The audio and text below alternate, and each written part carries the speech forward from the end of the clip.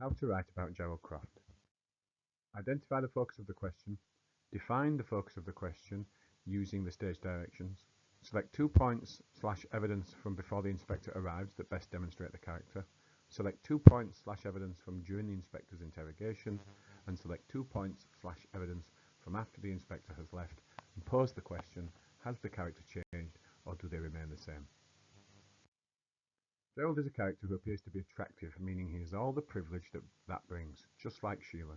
When he is described as too manly to be a dandy, it suggests that, although he cares about his appearance, he seems to be too stereotypically masculine to be obsessed with how he looks. When Priestley suggests he's a well-bred man about town, it shows he's very socially active and has very good manners for all occasions. Priestley makes him appear as a character who is entitled. Your abstract key idea is entitlement and upper-class entitlement. Select 2 points of evidence from before the inspector arrives that support this.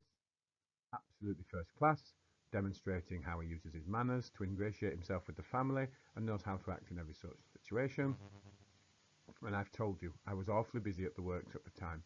In a patriarchal society, this should be enough for the females of the society to understand that there's no more conversation to be had, as well as I've told you, this kind of dominating presence and dominating use of vocabulary. 2 points of evidence from during the inspector's interrogation that best reflect his entitlement. She was young, pretty, and intensely grateful.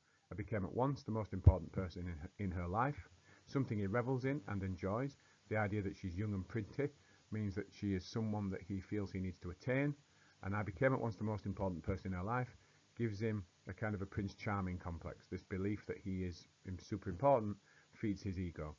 I didn't feel about her as she felt about me, demonstrates a callous disregard for Eva Smith's feelings, and demonstrates how he uses her for his own entitled gains. After the inspector has left, I did keep a girl, I've admitted it, I'm sorry Sheila. We do see some contrition and regret, and he bluffs us into confessing we've all been mixed up in this girl's life. He then downplays their role when he finds out that perhaps this isn't a real interrogation. So Gerald never really falls one way or the other. He appears like he could show some genuine emotion towards the girl and feel like he's done something wrong, but in the end he falls in with the older generation's attitude that it was all a hoax and that they should forget it.